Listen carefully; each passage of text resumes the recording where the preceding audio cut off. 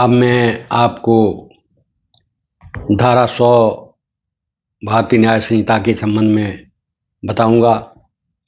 धारा 100 में सदोष मानव वध को परिभाषित किया गया है, कल्पेबल होमोसाइड। इसका अर्थ यह है कि हत्या जो गैर इरादतन होती है, यानी कि व्यक्ति की मृत्यु का कारण बनने वाला कार्य जानबूझकर किसी की हत्या करने का इरादा नहीं रखता, लेकिन उसे पता होता है कि उसके किए गए काम से मृत्यु हो सकती है या मृत्यु का खतरा है। इसमें ये 3 मुख्य परिस्थितियां आती हैं। नंबर 1, कोई व्यक्ति जानबूझकर ऐसी क्रिया करता है जिससे मृत्यु होने की संभावना है।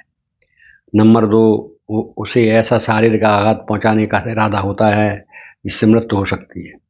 नंबर 3, वह इस ज्ञान के साथ कोई कार्य करता है कि उसकी मृत्यु हो सकती है। धारा 100 के तहत अपराध तब माना जाता है जब मृत्यु का इरादा न हो, लेकिन व्यक्ति को यह ज्ञात हो कि उसके कृत्य से मृत्यु की संभावना है। उदाहरण के तौर पर, यदि कोई गड्ढे को बिना ढके रखता है और किसी की मृत्यु हो जाती है तो उस व्यक्ति पर धारा 100 लागू होती है। कुछ उदाहरण आपको बताता हूँ।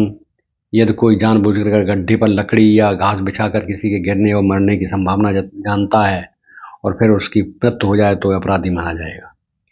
किसी को मारने के इरादे से किसी तीसरे व्यक्ति को गोली चलाने को कहा जाए और गोली से किसी की मृत्यु हो तो वह हत्या करने वाले व्यक्ति का अपराध होगा, न कि गोली चलाने वाले का।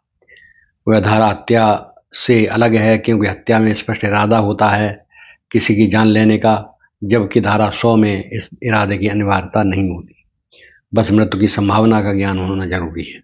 संक्षेप में, धारा 100 सदोष मानव वध के संदर्भ में है, जो गैर इरादतन हत्या जैसे मामलों में लागू होती है। जब मृत्यु का कारण बनने वाला कार्य जानकर किया गया हो, मृत्यु की संभावना आती हो। यह धारा भारतीय न्याय संहिता 2023 के अंतर्गत आती है। इस तरह के अपराधों की सजा के लिए प्रावधान भी करती है। BNS की धारा 100 के प्रमुख तत्व कौन कौन से हैं, ये भी मैं बताता हूँ आपको। भारतीय न्याय संहिता BNS की धारा 100 के प्रमुख तत्व और आवश्यक घटक निम्न प्रकार हैं। नंबर 1, प्रमुख तत्व और आवश्यक घटक। नंबर 1, शारीरिक कृत्य।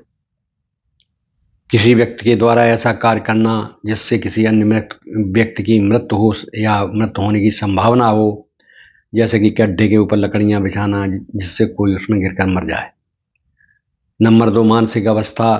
कृत्यकर्ता को यह ज्ञात होना चाहिए कि उसके कार्य से मृत्यु होने की संभावना है, चाहे उसकी मृत्यु का स्पष्ट इरादा हो या न हो, यानी इरादतन हत्या, मर्डर की तरह स्पष्ट जानबूझकर हत्या करने का इरादा नहीं, पर मृत्यु होने की संभावना का ज्ञान है।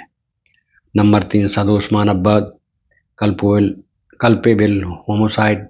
यह हत्या से अलग है क्योंकि हत्या में हत्या का इरादा होना चाहिए, लेकिन धारा 100 के तहत अपराधी को केवल मृत्यु की संभावना का ज्ञान और कृत्य का परिणाम स्वरूप मृत्यु होनी आवश्यक है। नंबर 4, प्रभाव और परिणाम। कृत्य का परिणाम मृत्यु होना चाहिए, चाहे वह जानबूझकर हो या लापरवाही से, लेकिन अपराधी को मृत्यु की संभावना का ज्ञान होना चाहिए। उदाहरण नंबर 5, अगर कोई जानबूझकर गड्ढे को अवरुद्ध नहीं करता है और कोई उसमें गिरकर मर जाता है, तो यदि कोई व्यक्ति जानता है कि उसके कार्य से मृत्यु हो सकती है, फिर भी यह कार्य करता है, परिणाम स्वरूप मृत्यु होती है। सारांश, धारा 100 में अपराध तब माना जाता है जब कोई व्यक्ति ऐसा कृत्य करता है जिससे किसी की मृत्यु हो। नंबर 2, उसे यह ज्ञात हो कि उसके कार्य से मृत्यु होने की संभावना है। नंबर 3, वह मृत्यु का स्पष्ट इरादा न रखता हो पर परिणाम स्वरूप मृत्यु हो जाए। यह धारा गैर इरादतन हत्या सदोष मानव वध से संबंधित है। इसमें इरादतन हत्या पक्ष का तत्व नहीं होता। सजा अपराध की गंभीरता और इरादे के स्तर के अनुसार निर्धारित की जाती है। इस प्रकार धारा 100 के लिए आवश्यक घटक है शारीरिक कृत्य, मानसिक अवस्था जिसमें मृत्यु की संभावना का ज्ञान और क्रिया का परिणाम स्वरूप मृत्यु होना।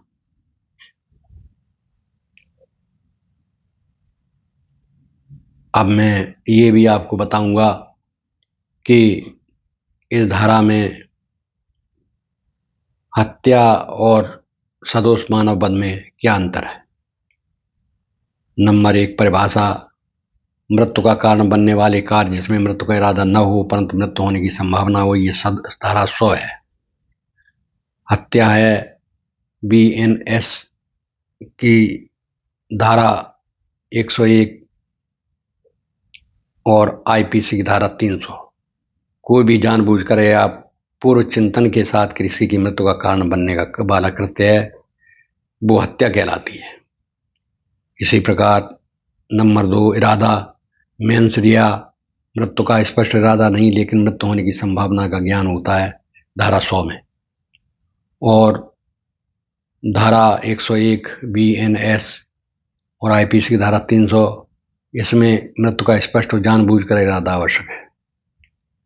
नंबर 4 उदाहरण, गड्ढे पर ऊपर लकड़ियां रख देना जिससे कोई गिरकर मर जाए जानते हुए कि मृत्यु हो सकती है। और हत्या में किसी को जानबूझकर गोली मारना जिससे उसकी मृत्यु हो।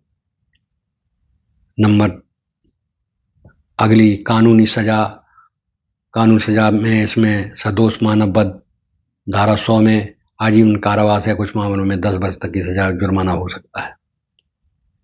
और हत्या में मौत या आजीवन कारावास की सजा, साथ ही जुर्माना लगाया जा सकता है।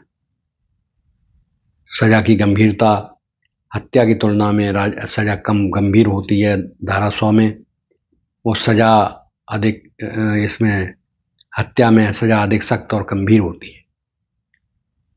कानूनी प्रावधान, BNS की धारा 100, आईपीसी की धारा 299 है और धारा